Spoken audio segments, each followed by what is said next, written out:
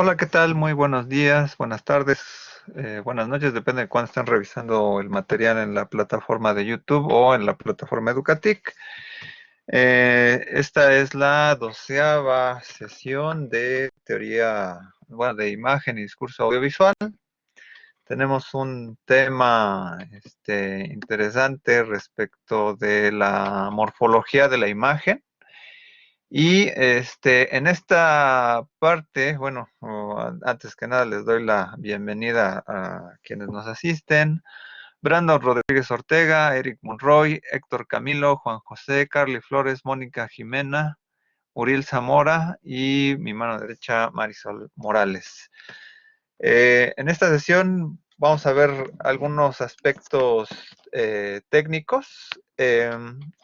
Me parece que, bueno, en dado caso, parece que hay fallas de audio con algunos de ustedes. Eh, Pueden orientarle al compañero, ¿no? Que tenga que, si no, si sigue fallando el audio, a veces ya en un grado extremo es salir de la sesión y volver a entrar. Esa es a veces se acomoda por ahí, ¿no? El sistema, ¿no? Bueno, ahora más allá de la parte técnica, bueno, vamos a iniciar, ¿no? Con el tema, nos vamos a ir un poquito lento, mientras el compañero a lo mejor sale y vuelve a ingresar.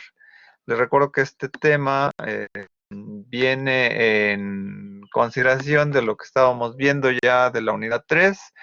Ya vimos Grupo Mu, vimos la visión de Magariño sobre la visión semiótica de la imagen. Y entonces aquí vamos a comenzar a analizar algunas cuestiones sobre lo que es la sintaxis de la imagen o la morfología de la imagen, o ya en un grado más, más adecuado para no entrar en divergencias ricas o particulares, lo que es la composición de la imagen.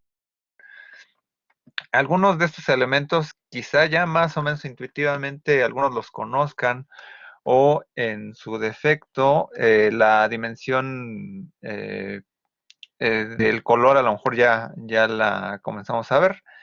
Entonces, bueno, esto es lo que sería el espacio plástico y la alfabetidad visual. Obviamente comenzamos un poquito con la línea con la cual arranca Villafañe, y entonces nos damos cuenta que estamos cercanos como una dimensión comunicativa, ¿no? En la cual, pues, de algún modo, estamos trabajando con un sentido de la creación plástica, ¿no? Pero también sobre todo la significación plástica en términos de que a veces podemos manipular la creación visual, ¿no? Y entonces, de algún modo, vamos a ver como la parte plástica, ¿no? La creación plástica. Tenemos entonces un sentido, ¿no? Que ya hablábamos anteriormente, tanto en la unidad 2, ¿no? Como en la parte que anteriormente veíamos, ¿no? La parte de la percepción, ¿no? En términos de la dimensión, eh, de la Gestalt, ¿no? Muchas referencias filosóficas sobre la percepción, pero también sobre la representación. Cuando hablamos de representación es cuando ya estamos en una dimensión lógica semiótica respecto de un todo que puede ser un ente de significación y que puede dimensionarse en algunos aspectos de forma y contenido. Algo que trabajamos la sesión anterior era la parte tanto semiótica estructural con Villafañe como la otra parte pragmática, abocada un poco al discurso magariño, ¿no? Pero también habíamos visto la parte del grupo mío, que es la composición en términos intencionales de un discurso.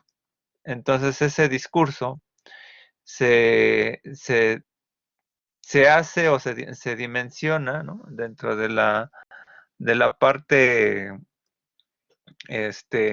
totalitaria, ¿no? Del discurso y del mensaje, ¿no? Ok. Entonces, bueno, vamos a ir viendo que esto tiene que ver con el aspecto formal de la naturaleza, ¿no? De cómo de lo perceptivo seleccionamos una realidad, ¿no? A ver, vuélvanle a señalar al compañero, que creo que no puede escuchar, ¿no? Que creo que tiene que volver a hacer lo mismo, ¿no? Sí, igual entrar desde la plataforma, ¿no? Precisamente por eso hago las pruebas de audio al inicio, ¿no? Para que, antes de comenzar la grabación no tengamos estas interrupciones, ¿no?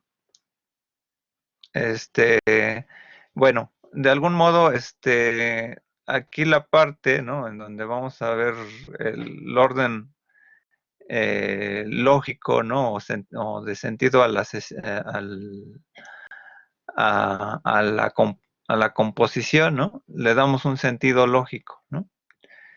Entonces, de la representación deviene una parte conceptual, ¿no? O sea, hay un esquema perceptual eh, y entonces aquí nos encontramos, ¿no? En donde era esta famosa pregunta, ¿no? De cómo percibimos la realidad, ¿no? El esquema icónico, pero no el esquema icónico en el sentido persiano. Ya habíamos visto que esquema perceptual tiene que ver más con la dimensión isomórfica de la figura fondo, ¿no? Los abstractores de cual, ¿no? De cualidad, ¿no? En dado caso, ¿no? Y bueno, y cómo esta realidad evocada, ¿no? Que se viene por la percepción, se va determinando en una parte representativa. Entonces aquí vamos a ver una representación en su totalidad, ofrece o nos ofrece un orden icónico. Entonces, de algún modo, ¿no? Lo que vamos a ir trabajando ya es la parte formal, ¿no? Como un poco los atractores existenciales, ¿no? Pero en la dimensión del análisis de forma, ¿no? Que también incluso si lo vislumbramos en el esquema estructural, ¿no? De forma y contenido, ¿no? O de expresión y contenido, ¿no? O sea, lo formal implica la significación de acuerdo a cómo se considera, se constituye el cuadro, ¿no? Entonces, aquí la parte de composición, ¿no? Hacemos una dimensión artrológica, ¿no? Una separación de los elementos tal cual los vislumbramos, ¿no?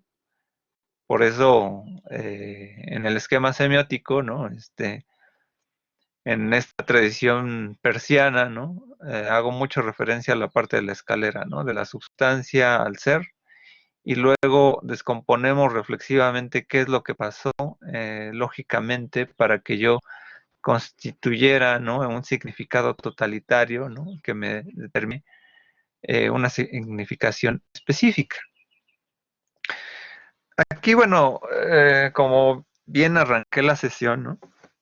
Eh, vemos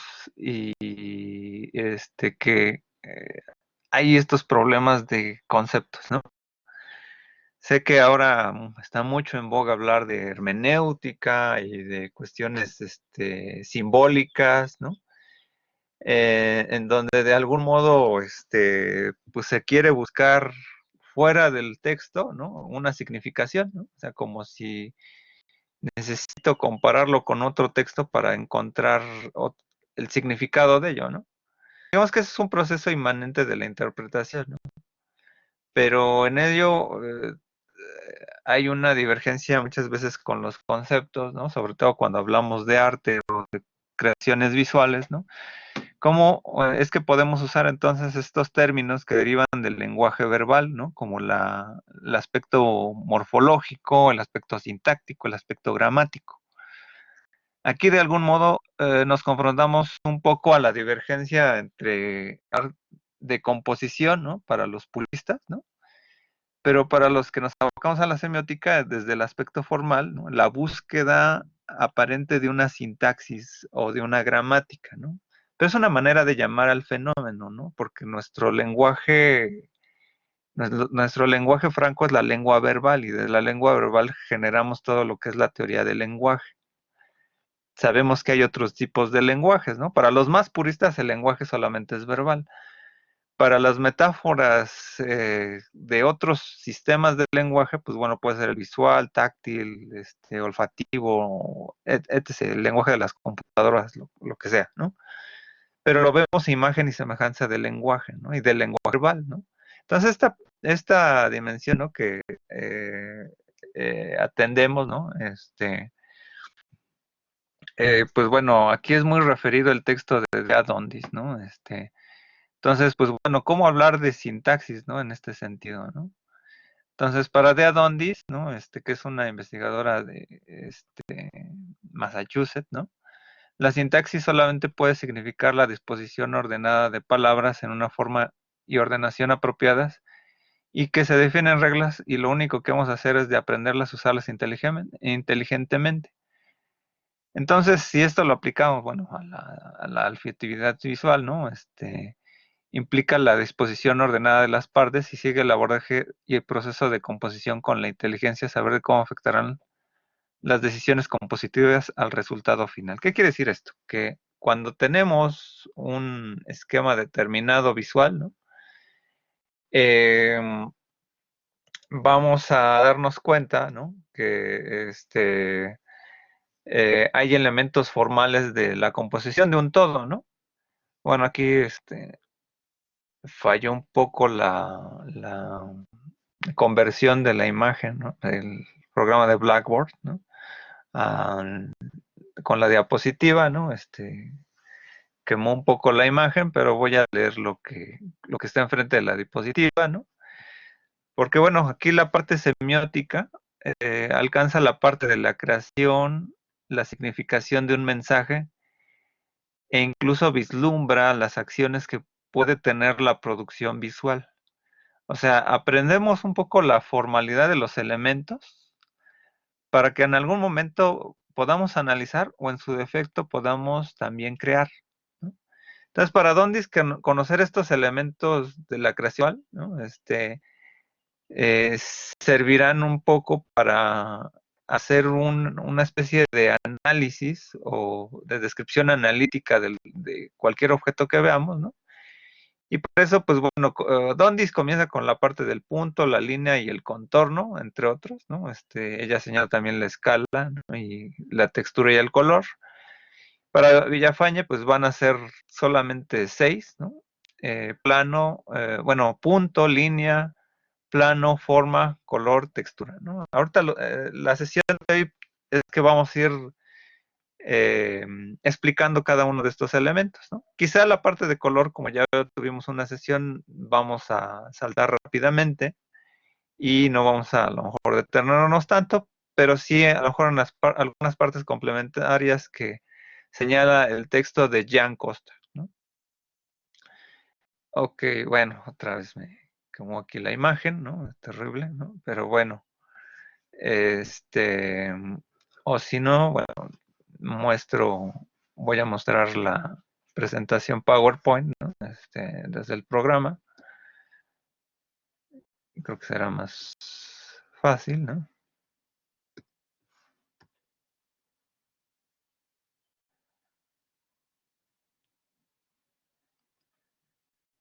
Parece que bueno, tarda un poco. Eh,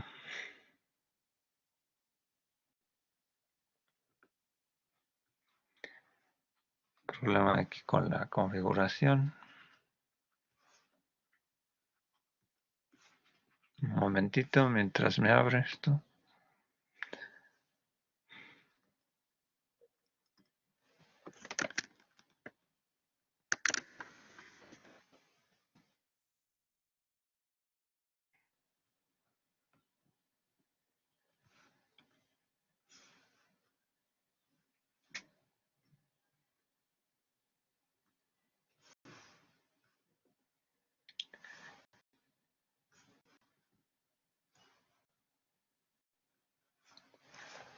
Es un momento porque tarda mucho este programa. Bueno, además, luego las Macs no son tan rápidas como uno piensa. También.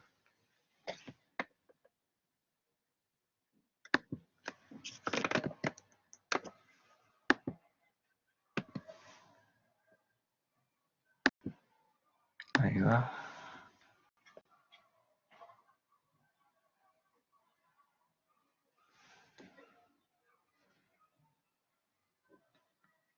Como hace poco cambié el sistema operativo de la Mac, se hace súper lento esto.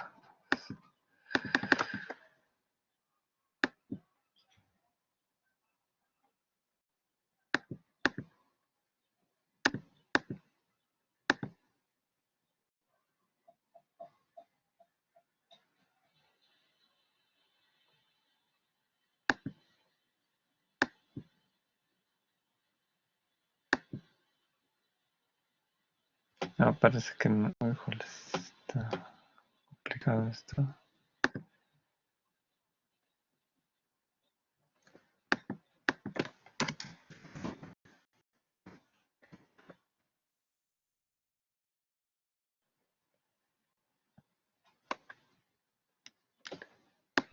Vamos a ver si ya quiere esto. Compartir aplicación pantalla.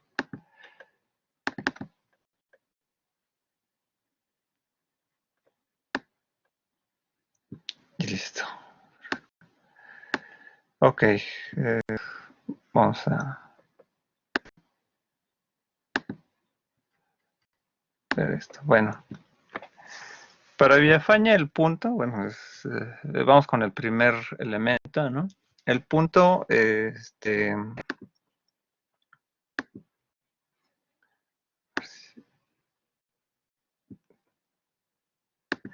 punto, dice, su naturaleza es intangible, es quizá lo que mejor la define y su característica diferencial más notable.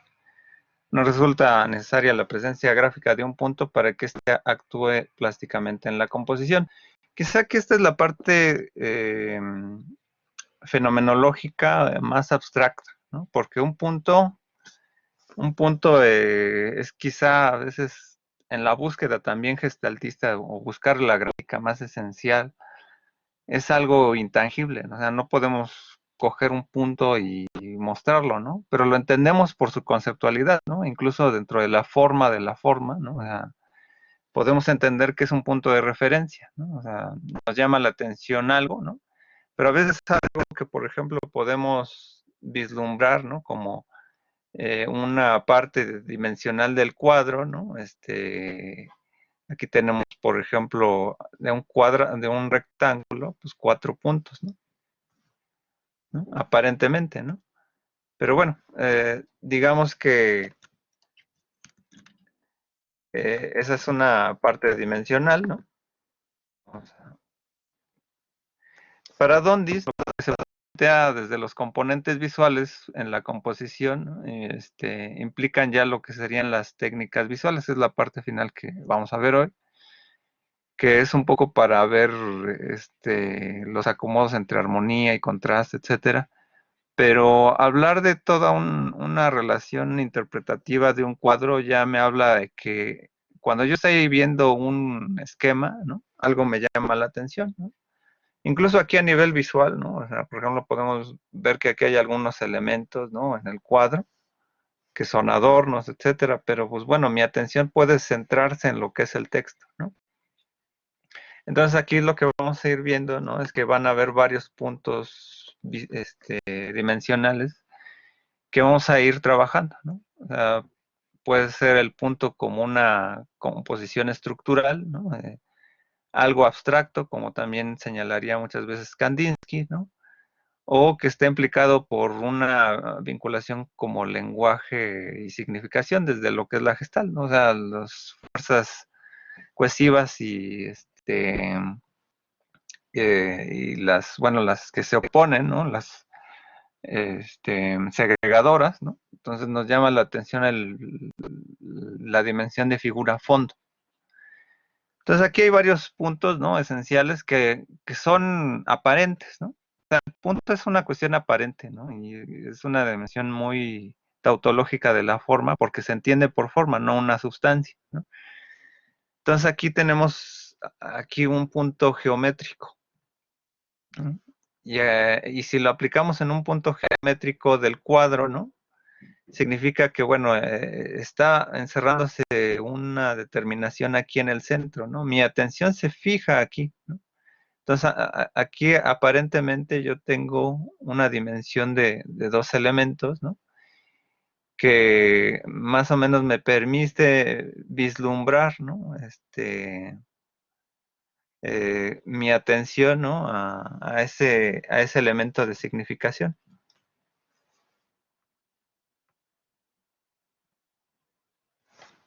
Entonces, aquí vamos a darle a la siguiente diapositiva. Otro tipo de puntos, ¿no? Que en la fotografía se les puede decir líneas guía. Y esto tiene que ver con el punto de fuga, ¿no? A ver, voy a tratar de, a ver si puedo dibujar sobre el esquema.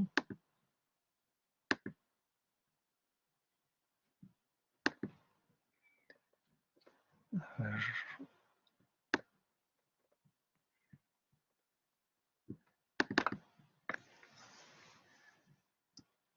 O sea, el punto de fuga, ¿no? Es una relación que invita aparentemente un objeto, ¿no? Hacia su pierde sobre dos líneas paralelas que se pierden sobre el plano, una línea horizonte determinada. Aunque a veces no estén ubicados, ¿no? O sea, si yo nada más tengo, por ejemplo, aquí remarcada la casa, ¿no? Y esto imaginariamente yo lo centro, ¿no? Hacia una dimensión infinita. Eso no significa que por acá no haya otra, ¿no? Aunque esto me centra más la atención a que el punto de cierre está por acá. En los juegos de perspectiva, pueden haber, por ejemplo, aquí tenemos 3 puntos de fuga, aunque no los vemos, ¿no? Tenemos aquí un punto de fuga que termina infinitamente hacia abajo, ¿no? Otro que termina por acá y otro, bueno, también no tenemos cuadro como para ver dónde se pierde, pero por ejemplo aquí, por ejemplo en los cómics de Spider-Man se juega mucho con esto. Pueden haber incluso a veces 4 puntos de fuga cuando tenemos el efecto de un ojo de pescado, ¿no? Donde a veces podría haber uno hacia arriba, ¿no? Pero ya me va haciendo más curvos, ¿no? Las dimensiones de las líneas de los elementos, ¿no? Aquí esto me da profundidad. A veces en la fotografía lo usamos, ¿no? Para que me dé una sensación de recorrido visual, ¿no? O sea, en este caso, ¿no? Pues mi visión va a jugar como que hacia acá, ¿no? Con relación, y aquí hay un punto como de equilibrio, ¿no? Aquí hay un punto más grande, aquí hay un punto pequeño y hay un orden, ¿no? Eso también lo vamos a ver ahorita con la parte de la sección áurea y las escalas. Ahora bien, aquí por ejemplo yo puedo tener un punto de atención, ¿no? Aquí hay un punto de fuga, ¿no? Aunque puede llamarme el contraste de las flores, ¿no?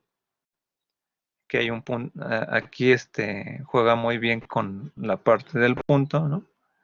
Y aquí se pierde con el horizonte, ¿no? Pero aquí hay varios puntos de atención, aquí tenemos uno, otro, ¿no? En esa parte es donde ya comenzamos a jugar con la parte de la estabilidad, ¿no? Lo que dice el valor de actividad drástica Villafañe, ¿no? Cuando se establece una estabilidad. Aquí aparentemente pues tenemos algo geométrico, ¿no? Pero muchas veces no vemos así, ¿no? Nos centramos a veces en elementos que están hacia arriba o hacia abajo, ¿no? Entonces aquí ya no es simétrico, ¿no? O sea, el objeto está más cargado hacia arriba. Si aquí tenemos, por ejemplo, otra figura, ¿no? Pues a lo mejor esto me puede llamar la atención, pero aquí hay un peso visual que me llama la atención por acá. Y aquí está más cargado en esta parte. O sea, aquí el punto de tensión va hacia acá, aquí hacia abajo y aquí hacia arriba. Imaginariamente tenemos puntos. Además de que aquí tenemos líneas guía, o sea, puntos de fuga. Puntos de fuga, ¿no? Aquí también lo tendríamos, ¿no? Aquí me da indicación, aquí nada más hay un punto de fuga hacia abajo, entonces eso me ayuda, ¿no? Pero aquí como el objeto está más centrado hacia arriba, ¿no? Pues bueno, difícilmente mi posición va a ir hacia abajo, aquí sí. En este caso, pues bueno, la parte del punto de fuga, ¿no? Sabemos que lo indica este elemento, pero mi peso visual, ¿no? Aquí tenemos mucho aire, significa que esto me lo va a dimensionar, ¿sale? Aquí ya tenemos una parte de equilibrio, ¿no? Donde tenemos aquí dos puntos. Y aquí jugamos con una parte de jugar con los puntos de equilibrio. O sea, cuando hacemos una imagen equilibrada, no significa que esté 50-50, ¿no? Sino que los pesos tienen que estar en relación con una con otra. O sea, a una le debes dar la atención sobre otra. Entonces aquí tenemos, por ejemplo, aquí dos especies de peso, ¿no? Y lo vamos equilibrando. Ahorita vamos a ver que esto tiene también una relación con la sección áurea, ¿no? Y la ley de los tercios, ¿no? Los elementos escalares, pero aquí podemos decir, ¿no? Que de los dos elementos aquí hace juego una parte de la atención sobre este otro elemento, ¿no? Y así puedes comenzar a hacer juegos visuales, ¿no? Con la cámara, ¿no? Hacer composiciones muy, muy sencillas, simplemente para ver dónde está el peso visual, ¿no? Y son puntos de referencia. Aquí, además tenemos aquí una sombra, ¿no? Entonces aquí hasta implícitamente hacemos como un juego visual, ¿no? O sea, puede ser de hacia abajo o de abajo hacia arriba.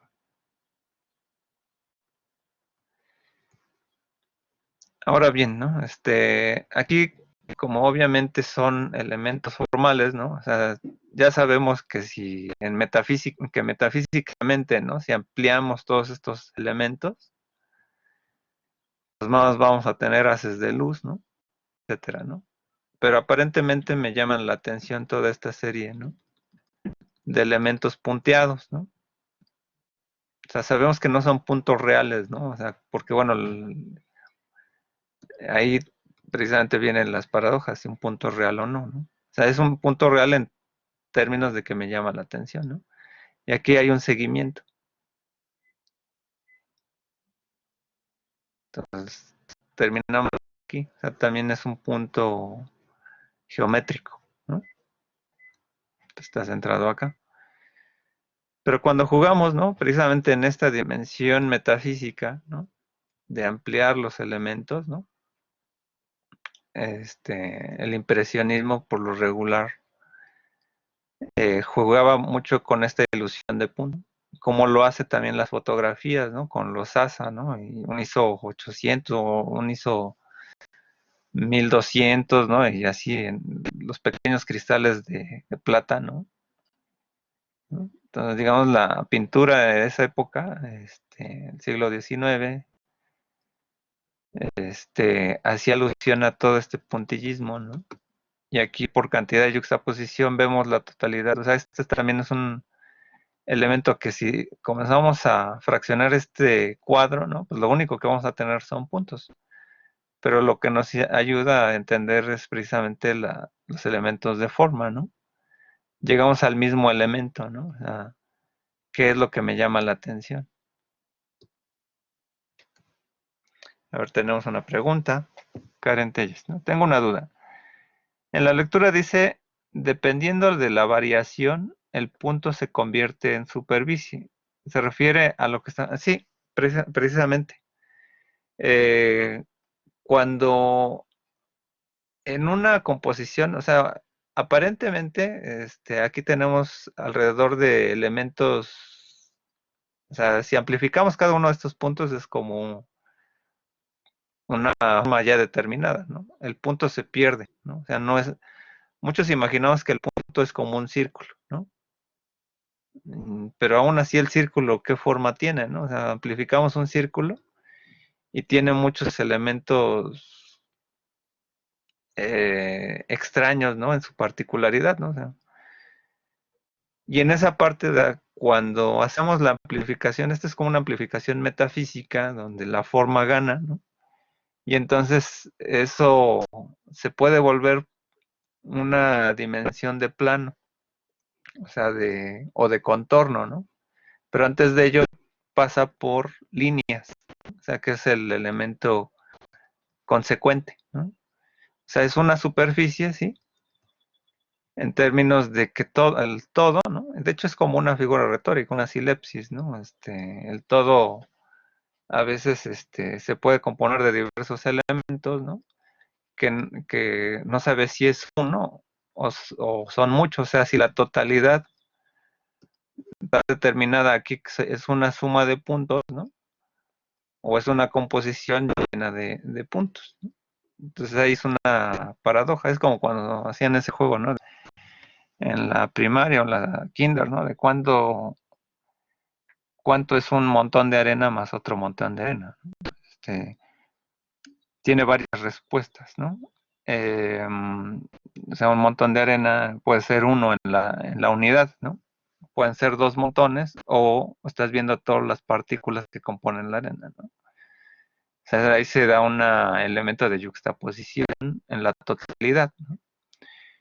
Dice Eduardo García, ¿la yuxtaposición la podemos ver en la televisión o en los llamados píxeles? Sí, es también otro elemento. Precisamente formalizando precisamente el impresionismo, cuando da pie a la reflexión fotográfica, pues obviamente cuando veíamos esta parte de cómo primero los aluros de plata, ¿no? Eran la fuente fija de la imagen material. Después cuando pasa los chips LCDs, ¿no? Que realmente hay la impresión, ahí con la visión, pues obviamente lo sintetizamos por el efecto pi, ¿no? O sea, el efecto de persistencia retiniana, ¿no? O sea, nos da ilusión del mantenimiento de una imagen. O sea, por ejemplo, para la iluminación de cada elemento que tenemos en la pantalla, ¿no? Es impresionante la velocidad de los hercios que nosotros mantenemos nuestra aparente visión sobre lo que estamos viendo, pero aquí hay una especie de haces de luz, ¿no? En su pantalla, ¿no? Que inmediatamente como electrones, ¿no? Dispersos, ¿no? O los fotones, ¿no? Se emanan y entonces no vemos totalmente las partículas, ¿no? En la suspensión de no sé en cuántos nanosegundos, ¿no? Podría estar oscuro nuestra iluminación, ¿no? O sea, simplemente vemos el reflejo de toda la totalidad, ¿no? O sea, el fenómeno de los píxeles también obedece también ese fenómeno, ¿no? Y también los proyectores, también ahí depende un poquito de la percepción. Bueno, vamos a cambiar al PowerPoint. Te va a ser más rápido.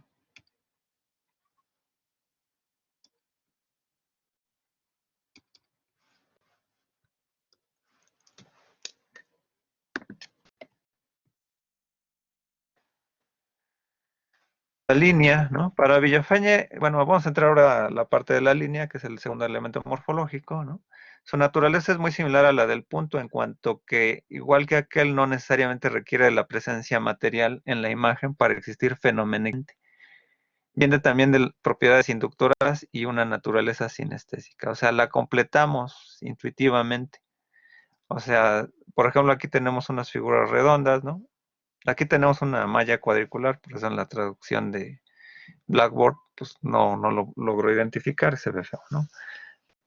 Finalmente nosotros hacemos la alusión, ¿no? De que completamos estos haces de luz, ¿no? En un círculo, ¿no? O sea, figuramos eso, una línea, ¿no? que cierra ese conjunto. Paradondis la plantea consecuente también del punto y es base del contorno dentro de la composición figural y que también sirve previamente para la composición de mensajes que implicarán la necesidad de técnicas visuales, ¿no?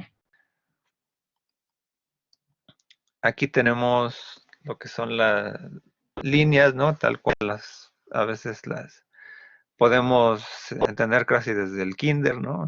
Líneas horizontales, verticales, oblicuas, ¿no? O en diagonal. Sinuosas, ¿no? Que no son tan onduladas, ¿no? Pero ya no es recto, o sea, más bien redondeadas, ¿no? O sea, la curva es más, mm, ¿cómo se llama? Las ondas, ¿no? Por así decirlo, son más pequeñas, ¿no? O quebradas, ¿no? O sea, son varias, rectas, ¿no? Pero entre oblicuas, ¿no?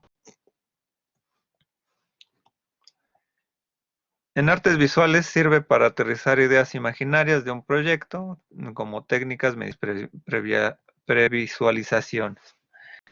Entonces aquí tenemos unos bocetos, ¿no? Un boceto ahí de los Simpsons, ¿no? También pueden existir líneas implícitas. O sea, cuando vemos sobre varios planos, varios elementos, ¿no? Hay una intersección de planos. Entonces asociamos implícitamente, es como una línea cuando decimos una línea de horizonte, pues no es que viva la línea, ¿no? La relacionemos fenoménicamente con la relación de dos puntos, ¿no? Imaginarios, perdón, dos puntos imaginarios y cerramos, ¿no? Líneas por asociación, o sea, es como los puntos que veíamos del círculo, ¿cómo se llama? El reguilete inicial, ¿no? Asociamos que parece como una línea, ¿no? Pero aquí no hay elementos de vacío entre cada uno, ¿no? Líneas geométricas en donde se cierra un plano, como los primeros, cuando decíamos punto geométrico, pues ponía ahí unas líneas, ¿no? Pero pues también se intuye, ¿no? Como que hay geométricamente, ¿no? Son cuadrados, son triángulos, ¿no? Etcétera, ¿no? A ver, vamos con la siguiente. A ver.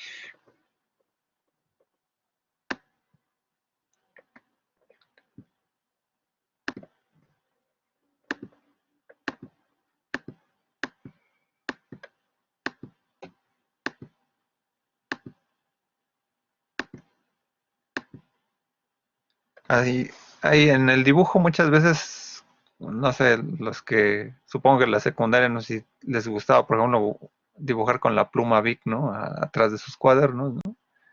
Algunos teníamos unos efectos de azurado, ¿no? Y bien finos como para iluminar, ¿no? Los haces de líneas también nos permiten crear formas. Aquí tenemos un extracto de Alex Raymond, de Flash Gordon. Obviamente ya en la traducción de puntos y líneas en las impresiones, ¿no? Pues obviamente se pierden, ¿no? Pero los dibujos iniciales eran haces de líneas. Aquí del cómic de T-Max, de Sam Kate, ¿no? Desde los finales de los 90, ¿no? Que hay varias líneas, ¿no? Azuradas, ¿no? Juega mucho con los azurados, ¿no?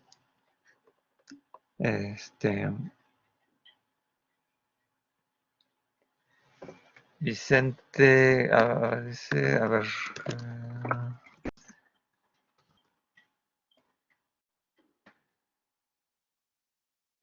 dice, a ver, Mónica Jimena dice, Vicente Lachen es un claro efecto de fotografía de haces de línea. Sí, sí, sí, sí. Digo, aunque bueno, la fotografía, aunque aquí el haz de línea tiene que ver más con la reflexión del dibujo, sí. Si lo traducimos a la fotografía, a veces tenemos que hacer como a un alto contraste, ¿no? Y sí, o sea, pues en la realidad cuando aquí el fenómeno fotográfico,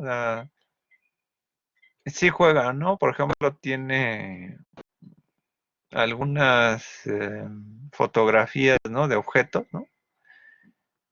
Aunque, bueno, ahí no sé si exactamente pudiéramos hablar de haces de líneas, ¿no? A lo mejor ahí tendría que ver más con plano, pero porque aquí es más bien como técnica de bocetaje, ¿no? Como en las de líneas, ¿no? Pero si se somete como al alto contraste algunas de sus fotografías, como la de los cubiertos, ¿no? Por ejemplo, tiene algunas, pues sí, sí, intuitivamente lo podemos interpretar como las de líneas, aunque eso yo lo plantearía más como plano, ¿no? O sea, podría ser, pero no me atrevería a decirlo como tal lo maneja Villafaña, ¿no? Pero sería una interpretación dentro de la fotografía, ¿no? O sea, por el haz de líneas solamente lo he visto más bien en dibujo, ¿no? Pero bueno, ya hablando de dibujo hiperrealista, a veces en ordenador, pues sí sería un poquito más complejo, ¿no? Entonces, por lo tanto, a lo mejor la fotografía ahí podría tener a lo mejor una parte, una posibilidad. O sea, pueden haber composiciones de haces de líneas, ¿no? Depende cómo acomodes los objetos. Podría ser, podría ser. Bueno, aquí hay otros ejemplos. Líneas objetuales, ¿no? Con las cuales podemos generar ya formas, ¿no? Pero aquí cada una, intuitivamente, pues sabemos que son otras figuras, ¿no? Pero tienen un sentido, ¿no? Ahorita vamos a ver cuando lo apliquemos, ¿no? Líneas figurales, ¿no? Que es para cerrar figuras, ¿no? O sea, de algún modo, eh, pues podemos eh, entender, ¿no? La mayor parte de dibujos animados, ¿no? Tienen algún sentido, ¿no? Figural, ¿no? O sea, son sencillos, ¿no? Luego hay algunas teorías, este, ¿cómo se llama? En términos psicopedagógicos, en donde el nivel de iconicidad, ¿no? Como vimos al principio, pues se tiende a la abstracción, ¿no? Entonces, a veces los dibujos, ¿no? Las líneas figurales tienden a abstraer icónicamente algunos objetos complejos, ¿no? En esta dimensión isomórfica. Eso nos permite hacer líneas como en figuras geométricas, ¿no? Y bueno, cuando lo aplicamos al diseño, estas figuras, ¿no? Nos pueden permitir dar significados, ¿no? Hay veces que las ondas onduladas tienen, por ejemplo, a dinamismo o la sensualidad, etcétera. Se hacen para remarcar algunos diseños, etcétera. Aquí tenemos algunas, ¿no? Como que es como una dimensión onomatopéyica, ¿no? Así como que brilla, ¿no? Y miren, sin usar palabras de onomatopeya, ¿no? Aquí yo estoy ya ilustrando, ¿no? Onomatopéyicamente el brillo, ¿no? En la parte visual, ¿no? Las funciones plásticas, pues bueno, nos dan entonces finalmente una dirección, sentido, así como los puntos de fuga, etcétera, espacio, volumen, forma y estructura. El plano, ¿no? Que es la dimensión morfológica, ¿no? Consecuente de las anteriores, ¿no? Va a estar implicada, ¿no? Como elemento de superficie que está ligada al espacio que se define en función de dos propiedades, lo que es la bidimensionalidad y su forma, ¿no? O sea, aquí cerramos plano bidimensional, ¿no? Y nos debe hacer que un plano puede ser proyectado en el espacio las veces que se desee y en la orientación que convenga. Bueno, en el para Dondis a veces esto es como el contorno, ¿no? Lo que cierra la ilusión, ¿no? De las figuras geométricas, ¿no? A ver, tenemos otra intervención, dice Karen Telles, ¿no? Entonces, cualquier imagen tiene líneas, ¿sí? Sí, bueno, o sea, cualquier dibujo, cualquier fotografía tener líneas implícitas o explícitas en términos de que se dirige la atención. Ahorita que veamos algunas fotografías o algún otro dibujo, vamos a ver que va a haber líneas, ¿no? En términos fenoménicos, de menos, ¿no?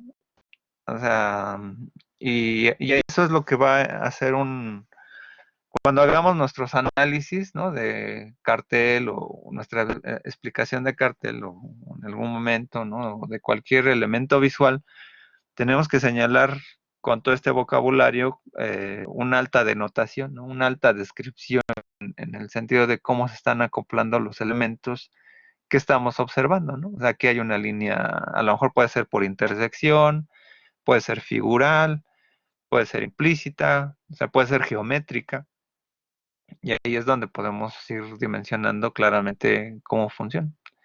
Y cualquier elemento visual va a tener puntos.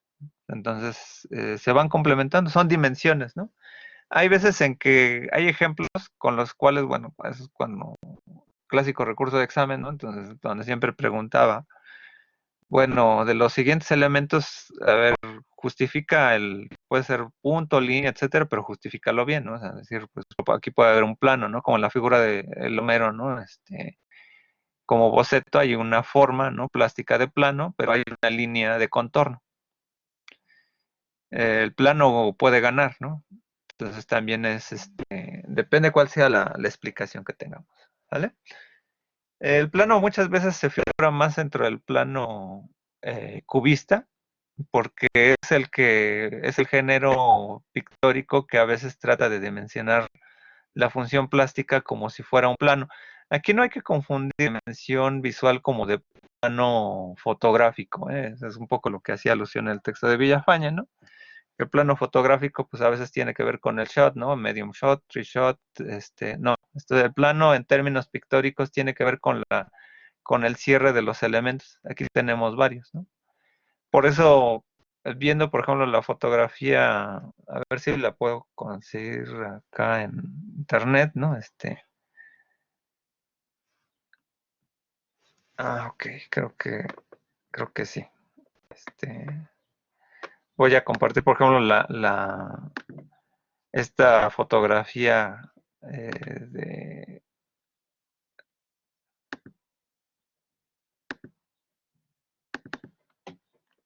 a ver si se ve,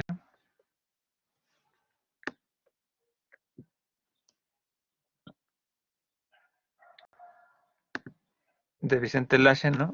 Aquí como que, aquí tenemos cierre de planos, ¿no? Aquí tenemos líneas, ¿no?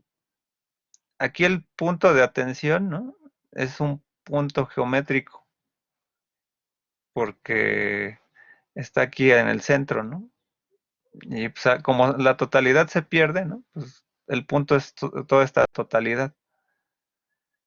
Entonces aquí es más bien cierre de planos, cierre de contornos, ¿no? O sea, aquí por ejemplo sí podría haber unas de líneas quizá, ¿no? Pero por eso lo veía complicado, ¿no? Mm, o sea, aquí por ejemplo, este es como el fenómeno cubista, ¿no? De plano también. O sea, se cierran los contornos solamente. Es, es un buen ejemplo aquí, más que de haces de líneas, es de plano, ¿no? Por ejemplo, ¿no? A ver, regresamos a la presentación. Híjoles, vamos atrasados con el tiempo. Voy a darle más celeridad a esta parte. Que en realidad ustedes ya lo más o menos lo han estado leyendo, ¿no? Pero es un poco para hacer más ilustrativa la presentación.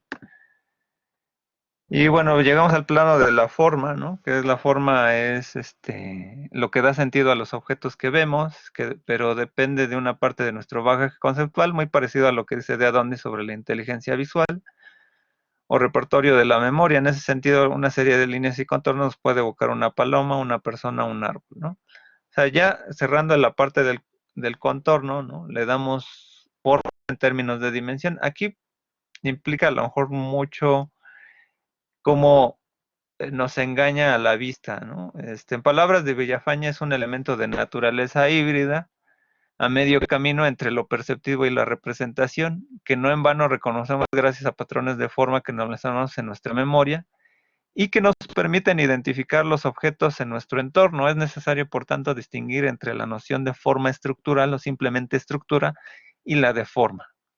La primera queda plasmada en los rasgos espaciales que son esenciales para reconocer al objeto.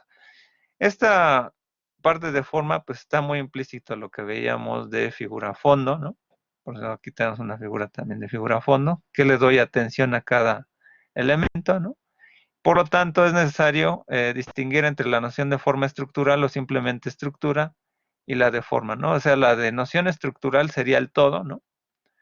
Cuando en realidad lo que hacemos, la forma como tal es lo que más me llama la atención, ¿no? Y queda plasmado en los rasgos esenciales para reconocer al objeto.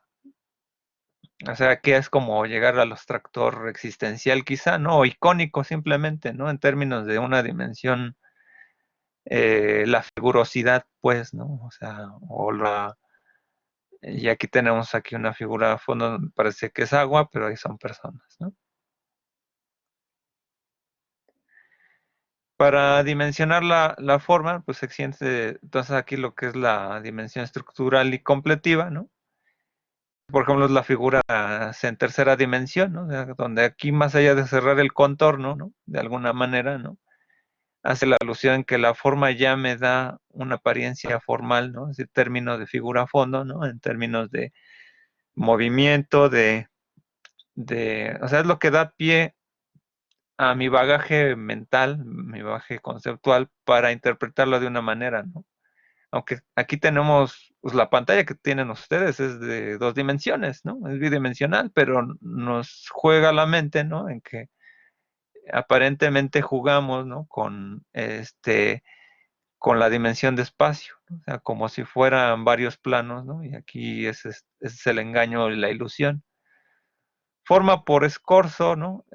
Significa cuando, por ejemplo, tenemos un plano, ¿no? Por ejemplo, este, en primer plano, aquí sí, como en primera dimensión que se nos acerca, ¿no? ¿No? Y la figura, ¿no? Aquí tenemos como eh, un aspecto como de relieve, ¿no? Entonces, tenemos una figura donde está el primer plano de esta figura, ¿no? Y aquí en el fondo vemos como lo difuminado, ¿no? Lo que está atrás, ¿no? Eso es lo que se llama escorzo, ¿no? Aquí en esta figura de tercera dimensión tenemos un escorzo que nos indica que esto está más cercano a nosotros, ¿no? Entonces la forma también es lo que nos da este aspecto de tercera dimensión, ¿no? Aquí es un número cubista, ¿no? Este es como más en términos del plano, ¿no? Pero el plano da la forma, ¿no? O sea, cierra, ¿no? Y decimos es Homero, ¿no? O es aquí, ¿no? Aunque sea un boceto. Aquí ya implica mucho como la dimensión gestaltista, ¿no? También. Forma por traslapo y escala, ¿no? Aquí, pues bueno, vamos a entrar a lo que es la sección áurea, ¿no? Traslapos es que está, parece que aquí está como dos elementos, ¿no? Circundantes, ¿no? Uno en plano cercano, parecido como al escorzo, ¿no? Y la escala o la proporción, aquí vemos como la articulación en los elementos matemáticos, ¿no? Y estructurales. En esto es lo que nos permite darle perspectiva y dimensión. Esto se señala un poco con la parte de la sección áurea, ¿no? Karen Hernández dice, en la lectura dice, cuando proyección del objeto no es ortogonal, habla eh, del, es, del escorzo, supongo, ¿no? Eh, ok, por ejemplo, a ver cómo lo explico. Bueno, el escorzo eh, es una dimensión en donde nos da una dimensión proyectiva como de tercera dimensión. Lo ortogonal es esto, son líneas rectas, ¿no? En un plano bidimensional, ¿no? Entonces forman como ángulos, ¿no? Y de ahí, pues, solamente sé que tiene 2 dimensiones, ¿no? O sea, esta dimensión es cuadrada y etcétera, ¿no? Pero el escorzo, pues, es, por ejemplo, cuando yo lo transforma en 3 dimensiones, ¿no? Suponiendo que esta es bueno, la parte que está más atrás, ¿no? Y esta es la parte más cercana, ¿no?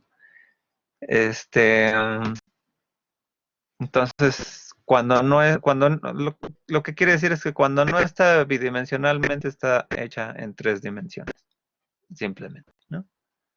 Entonces ahí es un poco, el escorzo es eso, darle dimensión a un objeto que aparentemente es cuadrado o está en 2 dimensiones. Bueno, podría ser un círculo, ¿no? Podría ser así, ¿no? Bueno, de repente hacer en tercera dimensión una esfera es luego todo un reto, ¿no? Porque tienes que darle una iluminación, etcétera, ¿no? O por ejemplo, pues ahí por ejemplo vienen, por ejemplo, un ojo, ¿no? Pintar un ojo es complicado porque bueno tenemos que hacer las dimensiones, ¿no? Eh, determinadas visuales de algo redondeado, ¿no? Pero pues, un ojo un ojo regularmente es algo que se entiende solamente en 3 dimensiones, ¿no?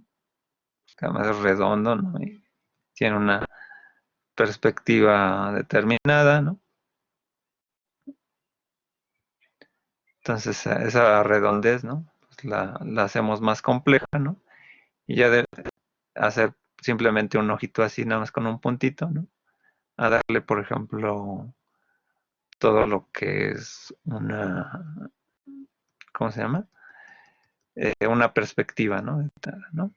De Adondis aquí entra un poco de manera interesante cuando habla de lo que es la escala, ¿no? Porque es la parte dimensional comunicativa en términos de Villafañe, ¿no? Que se da la forma, ¿no? Porque aquí, sí, bueno, o sea, Villafañe habla de la escala, pero aquí eh, Dondis habla más de lo que es el elemento de proporción áurea, ¿no? Que esto tiene que ver con la serie Fibonacci, ¿no? Que es una regla, ¿no? Donde uno va completando números, ¿no?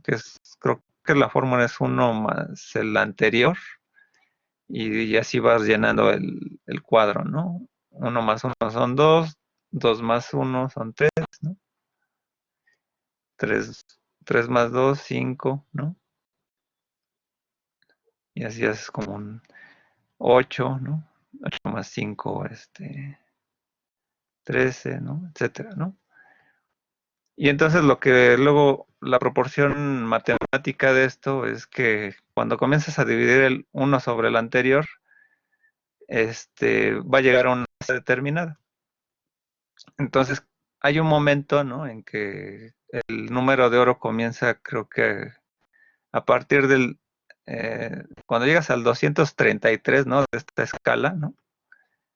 Con su siguiente, ¿no? 377, ¿no? Lo dividas independientemente del denominador, ¿no? Y el numerador, ¿no? Lo inviertes, ¿no? Puede ser 233 sobre 377, ¿no? O 377 sobre 233, ¿no? Los decimales te van a dar igual, ¿no? 6.18. Va a ser 1.18, ¿no? En esta, o 0.618, y ese es el número de oro, ¿no? Y eso es una relación de proporción en objetos, ¿no? Es una matemática, ¿no? Entonces, este cuadro está en proporción de este, y este está en este, y este está en este, y este está en este, ¿no? Ahí se va cumpliendo esa proporción áurea, ¿no? Entonces, escala, ¿no? Pues está en toda la naturaleza, ¿no? Entonces, cuando hacemos figura, aquí me falla un poco el lápiz, ¿no? Pero bueno, hay una proporción donde, por ejemplo, este nivel de proporción, ¿no? Esta parte, ¿no? Donde ponemos los ojos, ¿no? Está en una relación áurea, ¿no? Y entonces cuando hacemos la relación, ¿no? Donde Bueno, estos son luego 1, 2, 3, 4, luego acá 4. Ya tenemos una proporción humana, ¿no? A menos de que hay una... Luego tengo este nivel de proporción, ¿no? Y pues si esto lo divido en un cuadro, te va a tener unas relaciones de proporción el cuerpo humano más o menos por acá. Hay una figura matemática que va determinando la naturaleza, ¿no? La construcción de los elementos, ¿no? Entonces, luego cuando vamos a completando los cuadros, ¿no? Bueno, esto es más como de teoría de dibujo, ¿no? De figura humana, ¿no? Pero se va a completar mucho, por ejemplo, quienes comienzan a dibujar, pues lo hacen en relación de los ojos, luego bueno, hacen las figuras, ¿no? Tal cual, ¿no? Los óvalos, ¿no? Etcétera. Pero, por ejemplo, los ojos están en relación con la cabeza, etcétera, ¿no? Toda la parte del cuerpo humano, ¿no?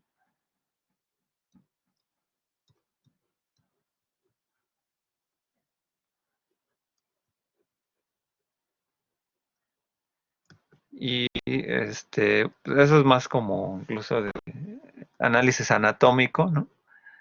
Y por eso pues las figuras de Da Vinci, pues bueno, tenían mucha relación ahí matemática, ¿no? Tratando de... Digo, este fue un dibujo rápido, pero bueno, pues es un bocetaje, ¿no? De las proporciones, ¿no? Porque aquí también tenemos una parte estructural, ¿no? Aquí otro cuadro, ¿no?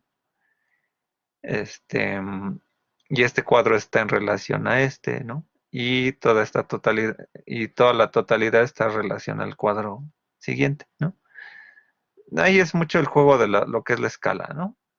Cuando lo aplicamos a fotografía, pues mi punto de atención por lo regular está dado en un punto áureo. Cuando lo dividimos en fotografía, pues hacemos una división de tercios, ¿no? Me ayuda, ¿no? Como para dividir. Luego por las cámaras fotográficas tienen ya este marcaje. No sé si han dado cuenta. Y nunca está bien que uno tome la fotografía a la mitad, ¿no? Porque entonces, ¿a qué le das importancia? ¿A la parte de arriba o a la parte de abajo, ¿no? Cuando hacemos paisajes. Entonces aquí la fotografía, pues el recorrido anterior, ¿no? Que es geométrico, pues aquí yo ya sé dónde está mi encuadre, mi nivel de atención. Aquí tenemos un punto, aquí tenemos líneas, ¿no? Aquí tenemos plano o contornos. Tenemos forma, ¿no? Por escorzo, porque la pared, ¿no? Es un segundo plano en términos de distancia, ¿no? O sea, y aquí tenemos como la parte del escorzo, ¿no? O sea, el foco está más cercano, ¿no? Y bueno, también vamos a tener aquí textura, ¿no? Que es ahorita lo que vamos a ver. Y hay una dimensión de color cálida, ¿no? El naranja, ¿no? Lo que significa, ¿no? Ya más o menos me estoy adelantando como ustedes ya van a ir trabajando la parte del análisis, ¿no? La textura, según Villafañe, es un elemento morfológico que obedece a una parte plástica y otra perceptiva. La parte material implica propiedades de la superficie, del cuadro y la parte sensorial, las cuestiones ópticas y táctiles de la distancia, ¿no? Aquí tenemos textura, ¿no? Alguna parte rugosa, ¿no? Pero es a través primero aquí por ejemplo, podemos ver la síntesis de puntos, ¿no?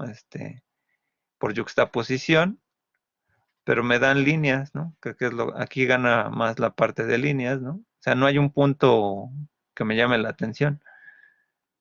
Eh, y estos elementos, pues bueno, son como escorzos, ¿no? Difuminados entre planos, ¿no? Y la textura, pues es obviamente ver como la rugosidad, ¿no? En la suma de ellos, ¿no? Es como el acabado. Es una agrupación de pautas situadas a igual o similar distancia unas de otras sobre un espacio bidimensional y en ocasiones con algo de relieve. Como elemento morfológico tiene una naturaleza plástica asociada como ningún otro a la supervisión. En este sentido, frecuentemente es indisociable del plano y el color. Y bueno, o sea, aquí tenía que haber trabajado un poco la parte de color para la presentación, pero la dejé al final. En parte ya la trabajamos, pero además porque incluía algunos elementos de Joan Costa, ¿no? Más adelante, ¿no? Bueno, llegamos a la parte de color. Bueno, aquí voy a hacer cambio a la presentación PowerPoint.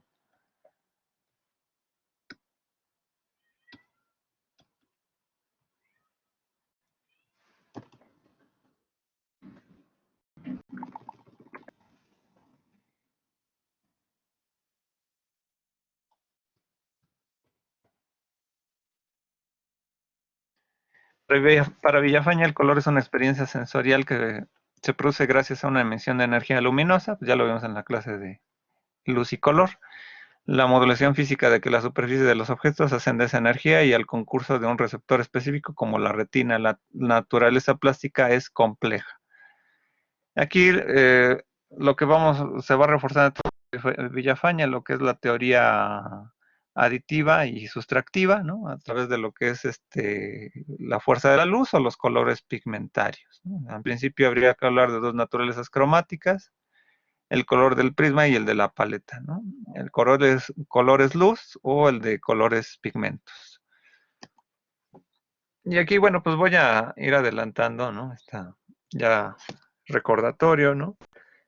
La impresión del color, etcétera, ¿no? Un poco recordar un poquito la parte que vimos de luz, ¿no? El color que vemos con mejor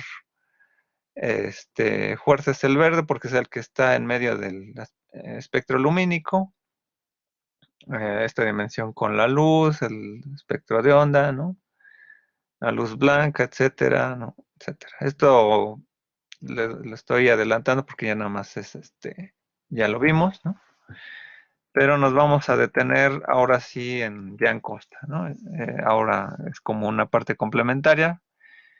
Para Jan Costa, bueno, retoma los datos que derivan de la sensopercepción y que tiene una fundamentación en la práctica como el recurrente uso del color rojo, ¿no? Los colores se explican de acuerdo a las fracciones, o sea, cuánto tardamos en ver un color, ¿no? Dice, el color que más rápido llega a nuestra percepción es el rojo, ¿no? Luego es el verde, ¿no? Aunque esto es quizá por la intensidad de luz, ¿no? Eh, Luego el gris, el azul, el amarillo, ¿no? Estos son los datos que tiene Jan Costa, ¿no? Luego, por contraste, ¿no? Cuando figuramos colores por contraste, pues también pueden haber dimensiones de atención del color, ¿no? Jan Costa señala que los colores en contraste resaltan así, ¿no? El negro sobre blanco, negro sobre amarillo, rojo sobre blanco, verde sobre blanco, blanco sobre rojo, amarillo. Esos ustedes lo pueden. Negro sobre blanco, pues bueno, pues son de alto impacto, ¿no? Ahorita vamos a ver si tenemos algún. Bueno, este ejemplo, ¿no? Es como negro y blanco, pues son las siluetas, ¿no?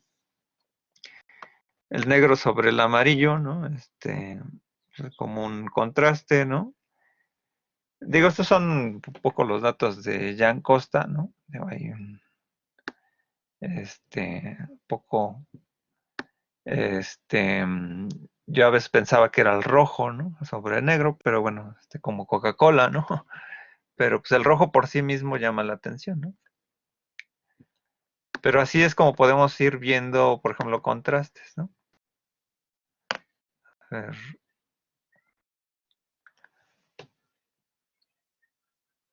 decía Juan José, yo rescataría las cualidades sinestésicas que se mencionan en la lectura.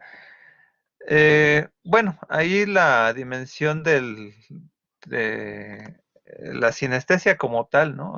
Es una parte interesante de cómo podemos hacer alusión por ejemplo, la, las texturas y los colores, ¿no? Porque hay veces que hay cuestiones visuales que nos recuerdan tanto a una imagen, ¿no? que nos llama la atención, que casi lo estamos tocando, oliendo o degustando casi un sabor, ¿no? Entonces, esa parte sinestésica pues, a veces se da con color y textura, ¿no? Entonces, cuando, por ejemplo, bueno, ahorita vamos a ver un poquito de lo que a mí no me gusta, que es la psicología del color, ¿no? Porque pues bueno, ahí, luego hay como, no sé si contradicciones, ¿no? Pero sí vería ahí que, bueno, eso tendría que ver más con las costumbres de un lugar, ¿no? Cómo te acostumbras a un color, etcétera. Pero bueno, los vamos a ir dimensionando ahorita, ¿no? A ver, Juan José, ¿quieres participar? Dime. Sí, profesor, buenas tardes. Ah, Yo mencionaba lo de las cualidades sinestésicas del color a las que hace mención el autor, bueno, al principio cuando empecé a hacer la lectura, me costó un ujú. poquito de trabajo como entender, o sea, me parecía más bien como una especie de teoría para acercarnos al arte, ¿no? Como para aprender a apreciar mejor el arte y así. Y después en la parte del color, el autor menciona las cualidades sinestésicas del color. En la forma también lo hace, en donde dice que tiene que ver con lo perceptivo y la representación. Y ahí fue donde yo, bueno, en lo particular, relacioné todo con lo que habíamos visto, ¿no? O sea, los procesos cognitivos y cómo almacenamos experiencias, imágenes, todo eso, y después, pues sí, el color es una cualidad que puede acercarnos tal vez a hacer que en una pintura nosotros digamos que hace calor, hace frío, o hay mayor profundidad, ese tipo de cosas. Sí, sí, sí, sí. Sí, pues pero son emociones. O sea, los colores por sí mismos son abstractos, ¿no? Aunque los colores siempre van a estar contenidos en un cierre, en un contorno, en una forma, ¿no? O sea, ahí es muy interesante, ¿no? Porque la categoría de color, el color no existe por sí mismo en términos de objeto, ¿no? Sino está contenido o reflejado sobre una superficie. Lo interesante fenoménicamente del color es precisamente la emoción, ¿no?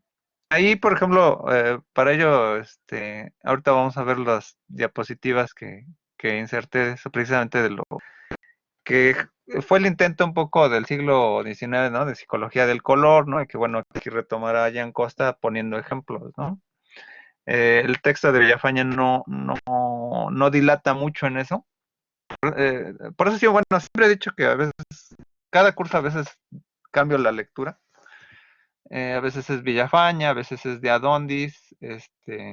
Hasta hace poco, pues comencé a integrar Jan Costa, ¿no? Pero porque son perspectivas diferentes para ver cuál es nuestra intención retórica cuando, por ejemplo, queremos proyectar un mensaje, ¿no? Eso es lo maravilloso del diseño gráfico, ¿no? De tener, digo, sobre todo el que diseña, no el que dibuja, ¿no? Etcétera, ¿no? El que proyecta, ¿no? Y ahí viene esa metáfora del diseño, es decir, signo, ¿no? Diseñar trae intrínseco la intención de significar algo. Y entonces el color ahí sí implica muchas significaciones, ¿no? Entre ellas, pues la psicología del color, ahí sí entra mucho esta parte sinestésica, ¿no? De esas emociones que nos puede provocar, ¿no? Eh, pues de hecho creo que ya son las que siguen, ¿no? O sea, porque son los tonos que refuerzan, ¿no? Y esto así nos va, digo, a mí me provoca un poquito de las generalizaciones como que no me gustan mucho, pero pues esto es un poquito como que el manual, ¿no? Eh, por ejemplo, aquí va abordando colores, ¿no? Jan Costa, y dice, por ejemplo, habla de esta cromoterapia, ¿no? Que bueno, la sinestesia como tal, pues también ahora que mencionas toda esta parte, ¿no? La sinestesia como tal es una enfermedad, ¿no? Que hay personas que pueden degustar colores, ¿no? Hay una conexión ahí mental en donde hay un, no sé, como cortocircuito en el cerebro en donde cuando llegas con un estímulo visual te sabe algo, ¿no? O los olores pueden tener sonido, ¿no? Como Ratatouille, ¿no? Sí, pues, sí, sí, exactamente. Esa es el Ratatouille tiene una cualidad sinestésica, ¿no? O por ejemplo, bueno, no sé si Daredevil, ¿no? Por ejemplo, cuando lo ilustran, es que puede ver los sonidos, ¿no? Como onda de sonar, ¿no? Este, eh, es interesante porque, bueno, o sea, más allá de la representación como tal, ¿no? Las cosas, ¿no? Pues en sí mismo guardan un tipo de representación. Hay memoria olfativa, gustativa, visual, etcétera. Pero cuando hay una falla de conexión, sí, sí, o sea, sí es posible y sí existen personas que son sinestésicas, ¿no? Y he conocido personas sinestésicas, ¿no? De hecho, no sé si está bien decir enfermedad, solamente creo que es una cualidad de algunas personas, ¿no? Eh, Hay personas que sí, o sea, pueden sentirlo, ¿no? Pero a lo que se acerca a VFN es como, por ejemplo, ahora que mucho de moda, luego estuvo de moda un meme, ¿no? Imágenes que pueden oírse o imágenes que pueden olerse, ¿no? Etcétera. Pues tiene que ver con eso, porque ese carácter sinestésico, ¿no? Entonces, vamos a ver esta parte, a veces me hace divertida, ¿no? La parte del color, ¿no? Los colores, ¿no? Bueno, el blanco y negro son extremos de la gama de grises, o sea, como tal están dimensionados como tonos, ¿no? Pero aquí en la significación es lo interesante. El blanco, de acuerdo a la psicología del color, expresa pureza, vida, elementos positivos, ¿no? Por lo regular, bueno, aquí, pero es que esto obedece más como a la cultura, ¿no? Yo creo, ¿no? Pero cuando el vestido de novia blanco, ¿no? Que le quieren dar cualidades como de virginidad, ¿no? Etcétera. Y que nadie más se debe de vestir de blanco en una boda, etcétera. El pastel debe ser blanco, etcétera, ¿no? Y todos esos símbolos, ¿no?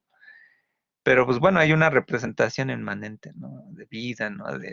El cambio, ¿no? La primera comunión, ¿no? Etcétera, ¿no? De acuerdo a esto, pues bueno, llama la atención, ¿no? Dice Juan José, pues sí, como las truzas, ¿no? De colores, calzoncillos, ¿no? De Año Nuevo, ¿no? Pues eh, pero bueno, ahí es precisamente la contradicción de esto, ¿no? Eh, Dice Eduardo García, dice, también es muerte el color, un moño blanco simboliza muerte de un niño. Sí, o sea, pues pero va sobre ahí, bueno, quiero pensar que es lo que significa pues la pureza, ¿no? O sea, de lo blanco, ¿no? Se murió alguien blanco, ¿no? Pero bueno, es interesante, ¿no? Luego el negro, ¿no? Simboliza silencio, ¿no? Pero también puede ser nobleza y elegancia, ¿no? Tenemos esta pintura de una reina, ¿no? Dices, ah, pues qué elegante, ¿no? A ver si ahorita me acuerdo del nombre de la reina o la pintura, ¿no? Es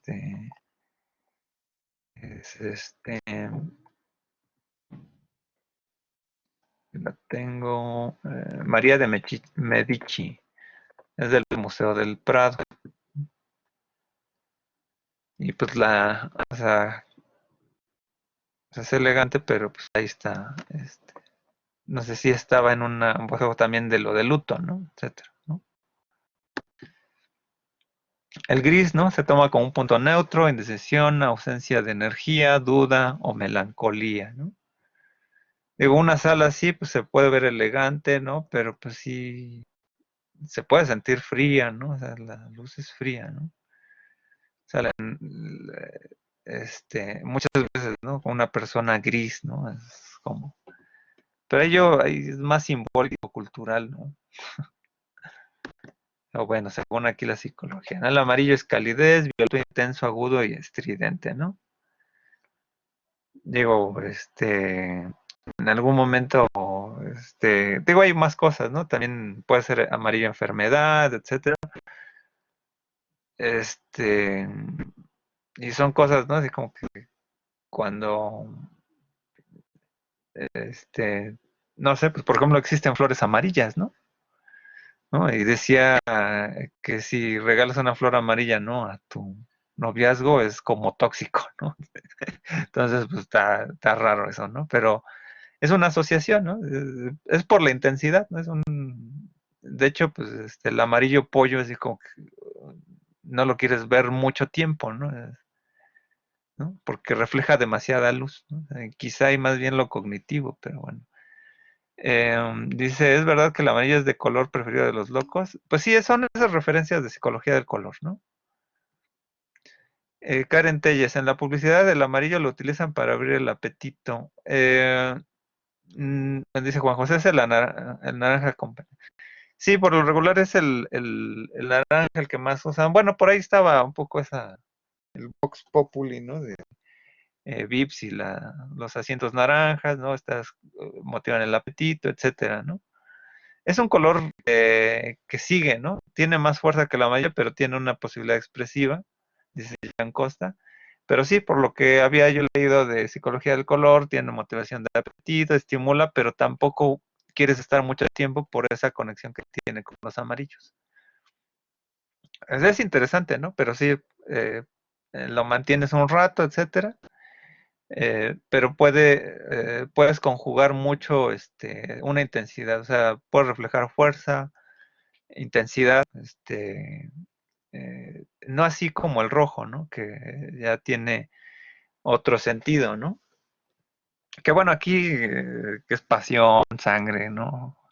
Fuerza bruta, sensualidad, virilidad, agresividad, ¿no? Es el clásico manual, ¿no?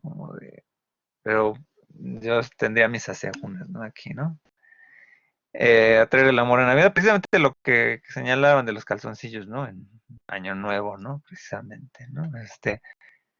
Eh, que bueno, ahí más bien en la lectura hermenéutica, por ejemplo, incluso del tarot o de los símbolos, pues es que si tú lo deseas, si tú lo proyectas, pues lo vas a tener, ¿no? Entonces, como pensar en algo, en un objeto tal cual que te llame la atención, es como un amuleto, es que, o sea, un amuleto que diga espiritualidad o que tenga un sentido de espiritualidad, piensas en él y entonces vas a conducir delimitadamente tu mente para llegar a ello, ¿no? O sea, jerarquizas, ¿no? Entonces, si buscas pasión, ¿no? Etcétera, pues tú vas mentalizado, ¿no? Y hay una proyección en la persona, ¿no? Ahora vas a ser un color rojo, ¿no?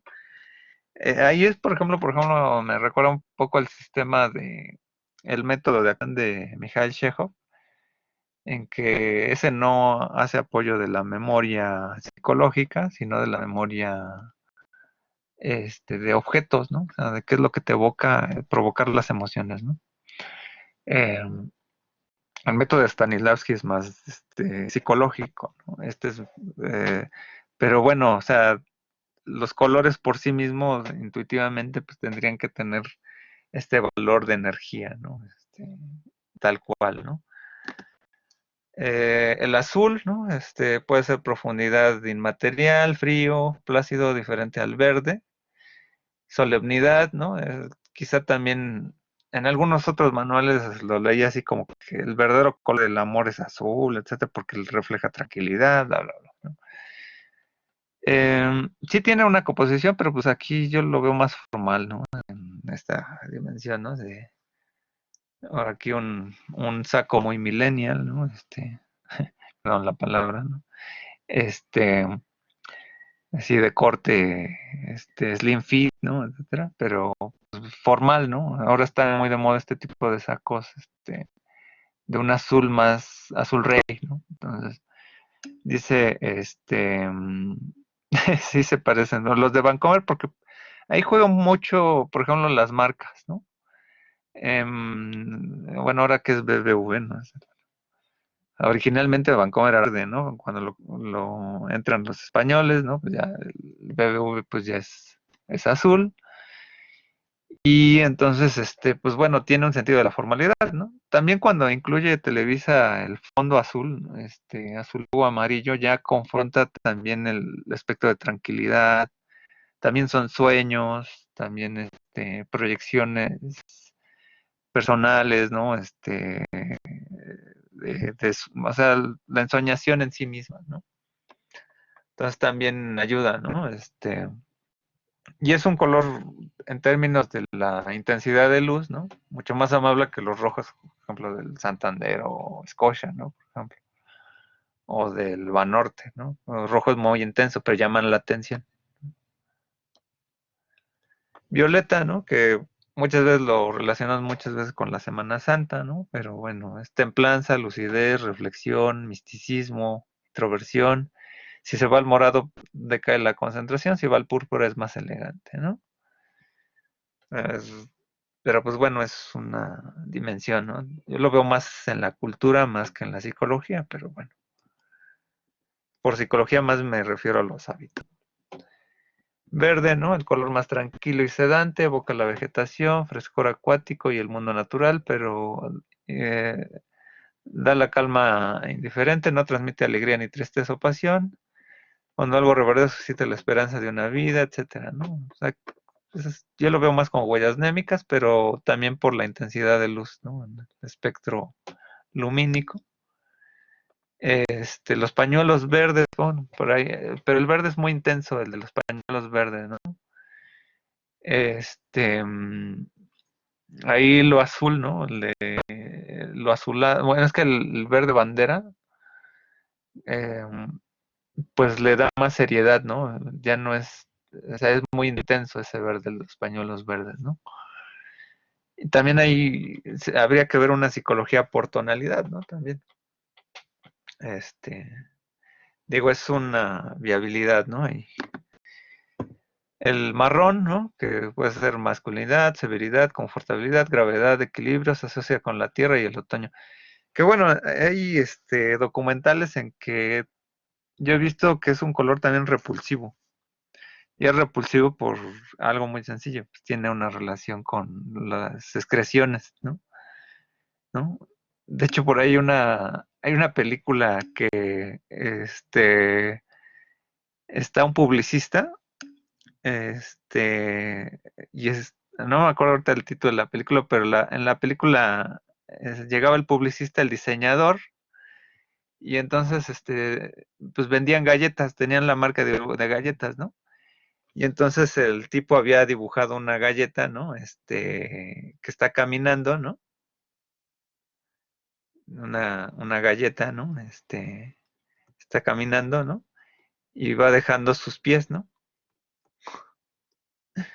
Y está chistosa la escena inicial porque dicen, está interesante tu cuadro, pero no lo vamos a hacer. ¿Por qué? Pues porque las huellas parecen que se fuera excremento, ¿no? El chocolate y el café son elementos bien interesantes de vender, ¿no? Para que no confronte esto, ¿no?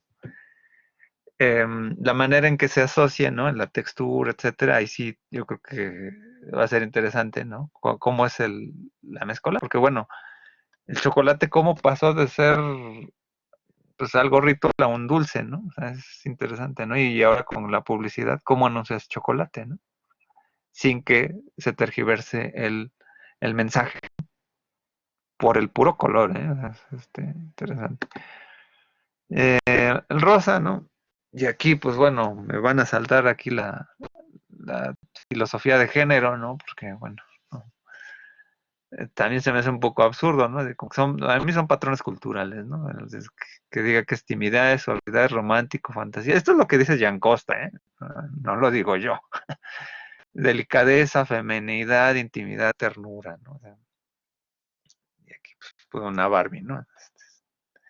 Se me hace un poco abrupto, pero bueno, son posibilidades, ¿no? Entonces, y aquí, bueno, vamos a cerrar esta parte, ¿no? Del color, ¿no? Porque dice, eh, Jan Costa divide, ¿no? Los colores en varias cromáticas, ¿no? Que son eh, realista, fantasiosa y semiótica, ¿no? La primera que es realista la divide en naturalista, de color exaltado y expresionista.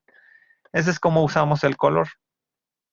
Por ejemplo, tenemos una cromática realista, ¿no? En donde pues tratamos de asemejar en una fotografía, ¿no? Lo que más aluda a un realismo, ¿no? O sea, la intensidad de color, etcétera, ¿no? Entonces es como la natural, ¿no? El grado naturalista, ¿no? Y luego, pues bueno, aquí, híjole, es que se quema mucho aquí con como me quemó un poco la diapositiva en la conversión, pero bueno, eh, la, aquí vemos, pues bueno, el grado realista, bueno, voy a adelantar estas, ¿no? Pues bueno, ese es el impacto visual que tenemos, ¿no? O cuando tenemos un elemento de, eh, caray, eh,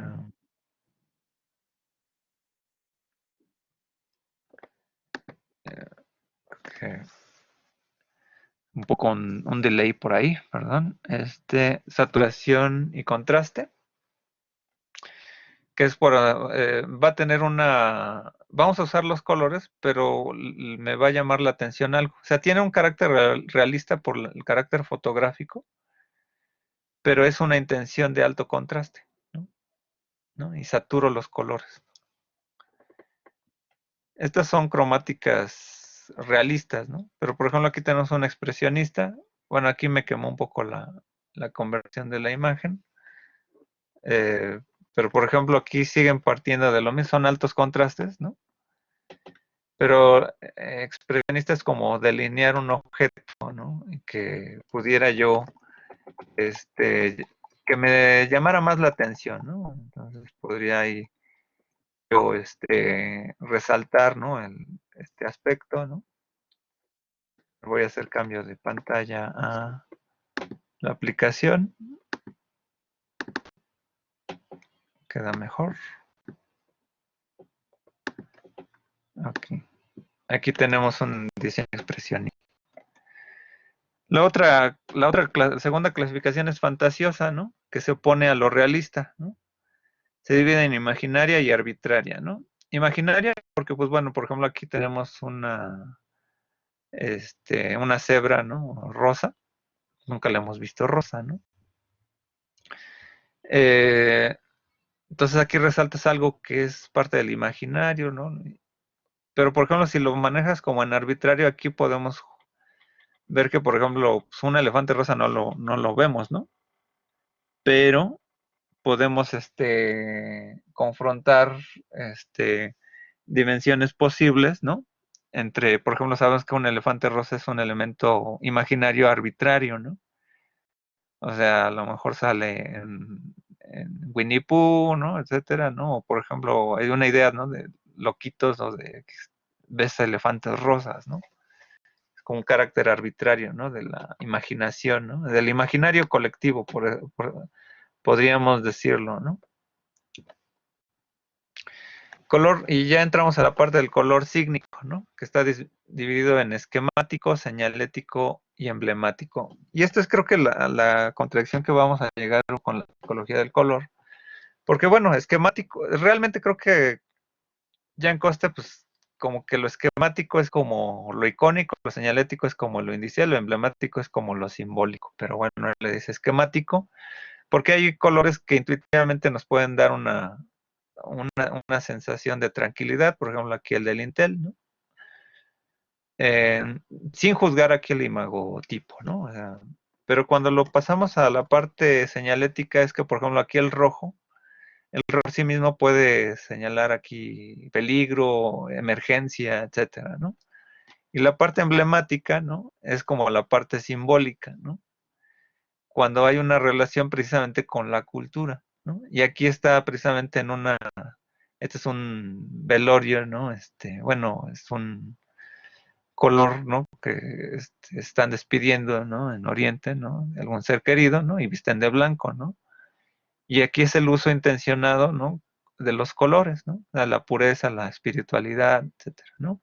Y creo que esta parte del color sígnico es la que creo que es la que más estudiamos porque más allá de la psicología del color, yo abogo más por una antropología del color, que hay que conocer el contexto en ese sentido, sí, no sin llegar en este sentido a la parte, eh, sin decirme hermeneuta, ¿no? Pero sí más bien bajo métodos etnográficos, métodos de clasificación de colores en comunidad, etcétera, qué significan para tal comunidad, ¿no? O sea, hacer un análisis empírico analítico. Y bueno, pues ya llegamos a la parte final, que son las técnicas visuales, ¿no? Que aquí tiene que ver cómo organizamos la alfabetidad visual, ¿no? Y la sintaxis para dar soluciones visuales, ¿no? Y esas se dan en dos elementos, ¿no? Que es contraste y armonía, ¿no? Y que se usan en el diseño gráfico. Manipulamos los elementos visuales en dicotomías, ¿no? De manera cambiante. Entonces aquí tenemos, bueno, en resumen son agentes del proceso de comunicación visual y su energía da forma al carácter de una solución visual. Manipulan los elementos visuales con énfasis cambiante como una respuesta directa al carácter visual al que se diseña y de la finalidad del mensaje y se pueden ver en dos categorías opuestas. Armonía y contraste, ¿no? Son las dos, es la fuente base con la cual va a trabajar Dondis. Aquí tenemos esa armonía por la parte total, ¿no? Pero aquí hay elementos que me dan contraste, ¿no? Voy a ver, vamos a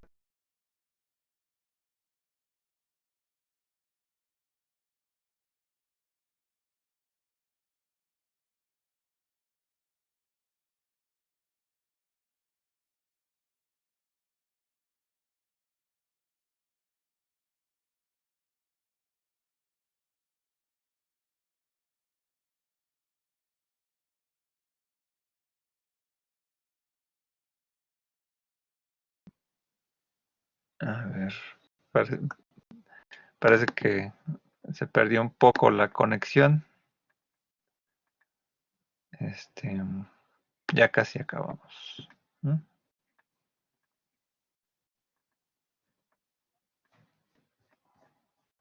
Ya la última parte de la presentación que estamos viendo es ver estas dicotomías que nos van a permitir explicitar, ¿no? Cómo voy dimensionando como la fuerza icónica, ¿no? O simbólica de los cuadros, ¿no?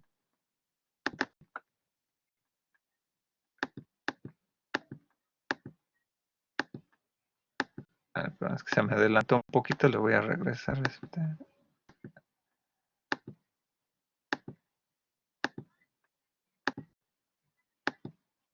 Uy.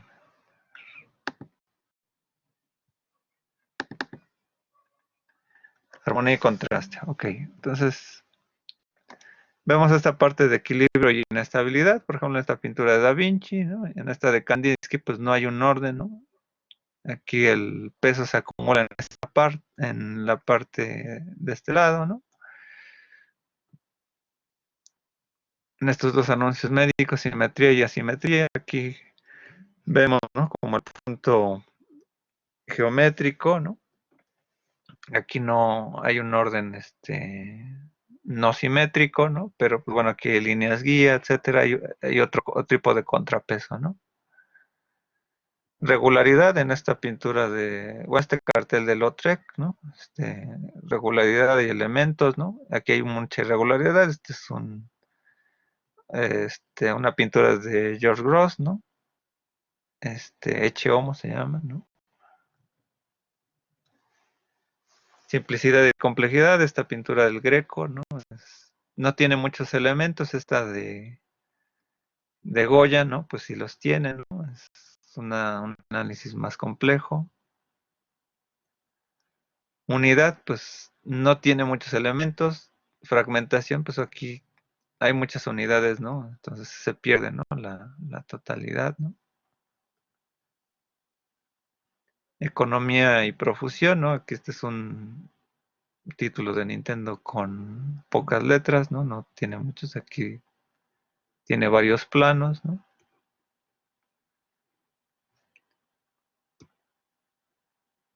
Reticencia y exageración, ¿no? Algo simple, ¿no? Un claro oscuro, ¿no? Este cómic, ¿no? Entonces, desde The Dark Knight, ¿no?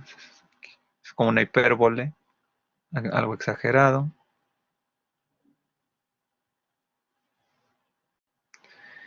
Predictibilidad y espontaneidad. bueno, ahorita no me acuerdo de la pintura, ¿no? Este, como que los retratos por lo regular, me indican, ¿no? Qué es lo que espero ver, no me dan muchos elementos, ¿no? En esta parte surrealista, pues juega mucho más, ¿no?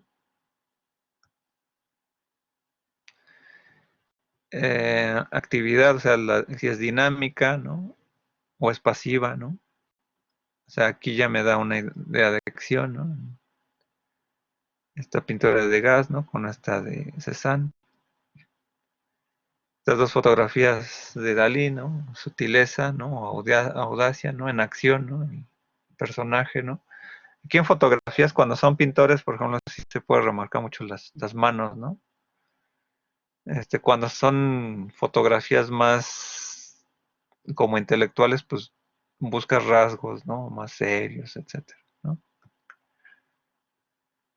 Neutralidad y acento, ¿no? O sea, que me llama más la atención, ¿no? Aquí hay como movimiento, ¿no? Transparencia y opacidad, ¿no? O sea, es como ir de lo armónico al alto contraste, ¿no? De los elementos, ¿no? Que bueno, yo luego en Donde sí, no sé, o sea, es bueno entender estas partes, ¿no? Como para hacer análisis, ¿no? Dicotómicos, ¿no? Para ver hacia dónde se va más tipo de análisis, coherencia y variación. Igual, ¿no? Estos anuncios, ¿no? Realismo y distorsión, ¿no? O sea, un dibujo que sea dibujo en ordenador, bueno, es de un videojuego, ¿no? De War Gym, pero y a una pintura surrealista, ¿no? Si es un dibujo plano o profunda, ¿no? Estos son bocetos de Da Vinci. Singularidad y juxtaposición, ¿no? O sea, confrontar, ¿no? Los hechos, ¿no? De España, ¿no? En el Guernica, ¿no? O una fotografía, ¿no?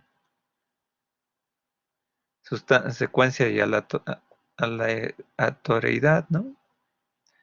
Y aquí, por ejemplo, podemos ir viendo también los análisis del color, ¿no? O sea, qué me pueden provocar, ¿no? O sea, aquí en esta anterior tenemos muchos colores, ¿no? Juega mucho el negro, ¿no?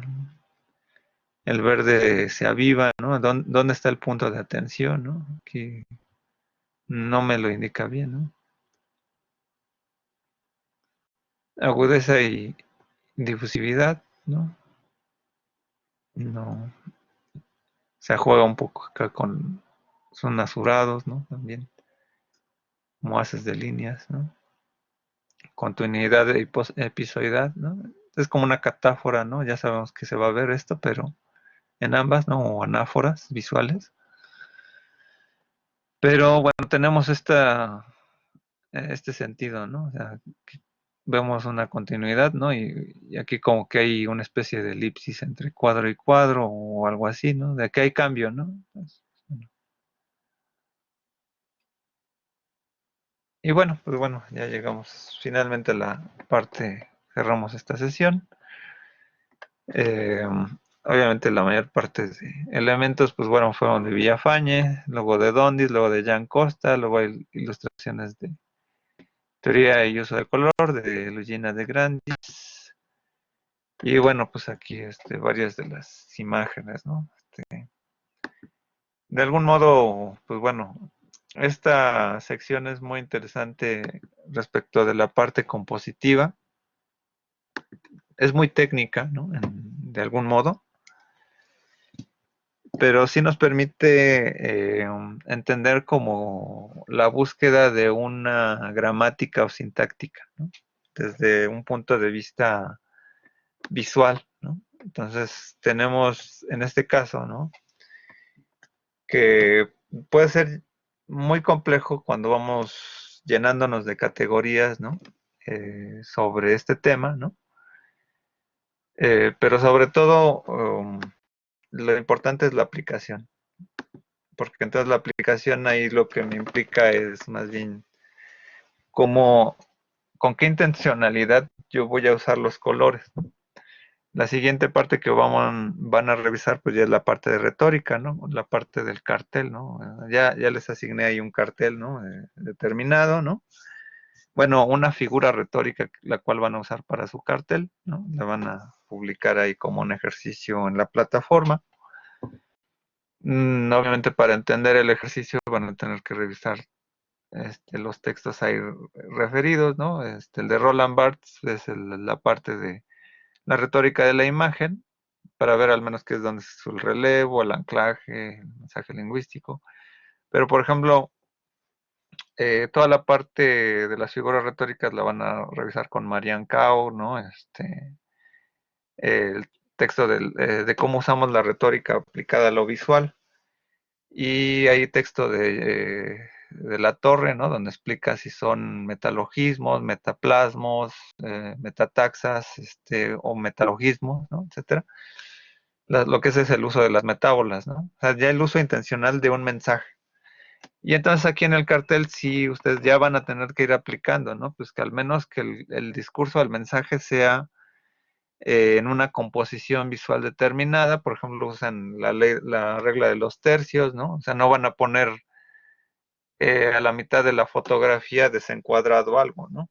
A menos que sea la intención retórica, ¿no? Eso es lo que se les va a evaluar al final de esta unidad, ¿no? Hacer un cartel bien planteado, no en términos de la producción, porque sabemos que a lo mejor tienen nada más Word, o a lo mejor no tienen muchas herramientas tecnológicas, ¿no?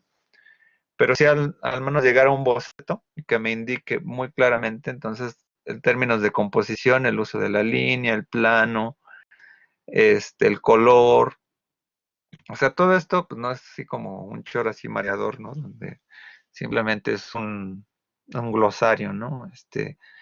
Sino ver qué de esto nos puede servir, ¿no? O sea, aquí hay varias posibilidades, ¿no?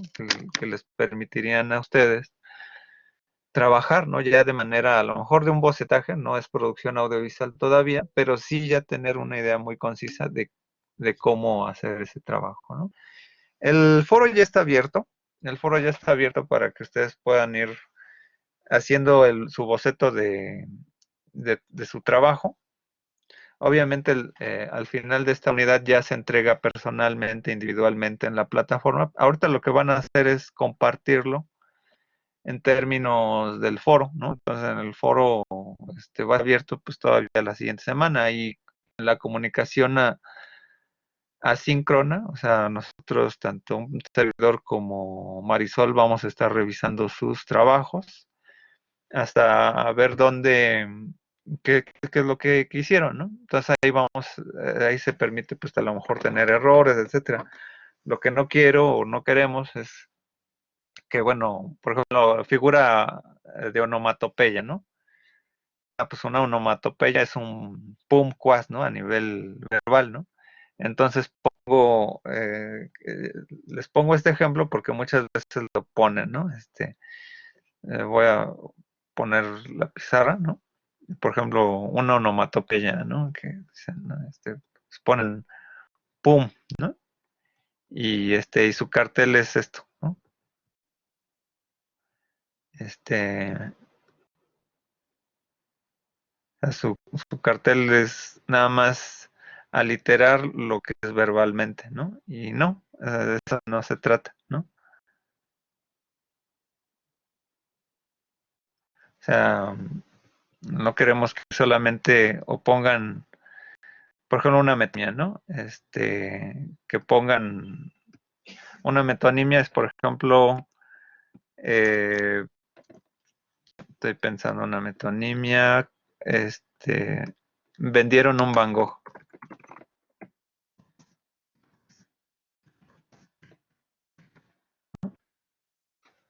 Y lo que hacen luego en el cartel, ¿no? Que no quiero que hagan, ¿no? Ponen ahí un Van Gogh, ¿no? Ilustran ahí una foto de Van Gogh y ya, ¿no? Entonces eso ya no es la figura retórica. Es terrible este lápiz electrónico, pero bueno. Les digo que las Macs no son tan rápidas como dicen, pero bueno, en fin. ponen a alguien como por ejemplo en una subasta, ¿no? Vendiendo un Van Gogh, ¿no? Y dice, pues no, esto no es una figura metálica, ¿no? O sea, como tal, ¿no? O no quiero que ilustren una figura verbal con un soporte visual en términos de, ya la ilustré, ¿no? Es como, no sé si han visto los videos de YouTube, ¿no? Donde dicen, reloj, no marques las horas, están ilustrando una canción y ponen ahí el reloj, ¿no? Esa es una literación, ¿no? De como, ay, esta pluma terrible, que es por sí misma esta cosa. No, tiene un terrible delay esto, pero bueno, es más fácil hacerlo con el mouse. Ponen ahí el reloj, ¿no? Y ponen reloj, no marques las horas, ¿no? ¿Sale? Y eso no quiero que hagan en el cartel, ¿no? Pensar métricamente, metonímicamente, un cartel es pasar de lo verbal a lo visual, ¿no? Entonces eso es lo que van a tener que trabajar, van a tener que usar las técnicas, van a tener que ir aterrizando esto, ¿no? O sea, ya no solamente es un choro mareador de semiótica, sino realmente una parte de composición. Y ahí en el foro luego nos damos cuenta de buenas ideas, ¿no?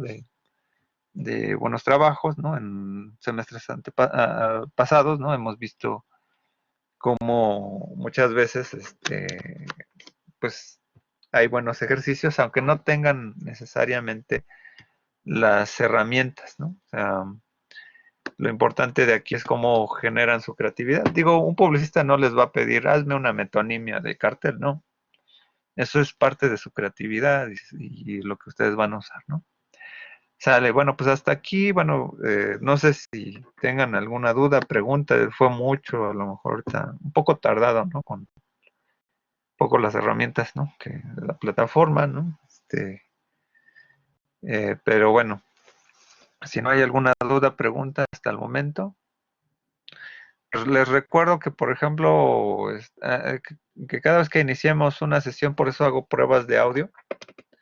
Si no me oyen, me lo escriben antes de que yo comience la grabación, por favor, para que no tengamos esas fallas a la mitad de la sesión de que yo no oigo, ¿no? Entonces, precisamente hago las pruebas de audio antes de grabar, ¿no? Entonces, eh, si no es como cuando iban al salón a tocar, oiga, ¿puedo pasar? ¿No? Eso es como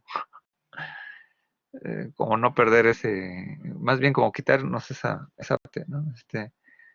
Hacemos las pruebas, ¿no? Llegamos a tiempo, ¿no? ¿Para cuándo es el cartel? El cartel, pues bueno, va a estar abierto ya ahorita ya está abierto el foro. Entonces, idealmente es que a más tardar lo entreguen el fin de semana. Este, Tendrán ahí la plataforma abierta, ¿no? De hecho, ya ahorita vamos a ir comenzando a cerrar ya la apertura de trabajos, obviamente como ya estamos en mayo, ya tenemos las listas pues ya definitivas. Entonces ya los trabajos anteriores pues ya llegaron a su expiración para poderse subir. O es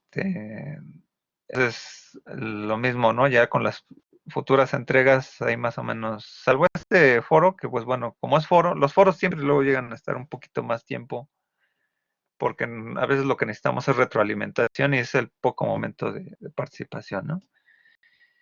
Entonces ahí vamos a dejar abierto el foro todavía la siguiente semana, pero idealmente para que ya suban su trabajo el fin de semana, ¿no? Van a buscar lo que es la figura retórica, pensarla visualmente y someterla a la parte visual, ¿no? O sea, tenemos que salirnos del eje ya netamente verbal para la comprensión o la abstracción visual, ¿no? En esta dimensión. Entonces, idealmente se entregaría el jueves, pero como tal, pues bueno, espero que realmente lo entreguen el fin de semana, ¿no? Porque a veces igual tienen otras materias. Y entonces ya en los futuros días ya nos estaremos comentando. Bueno, pues ya hasta aquí acabamos la sesión. Ya pueden irse despidiendo, no se preocupen. Les agradezco a todos, Mónica Jimena, Juan José, Karen Hernández, Karen Telles, Uriel Zamora, Brandon Rodríguez, Eduardo García, Eric Monroy, Héctor Camilo, gracias por su asistencia. Marisol, pues creo que tuvo que salir un poco antes, pero les agradezco mucho la asistencia, estamos en contacto, nos vemos en la siguiente sesión. Muchas gracias.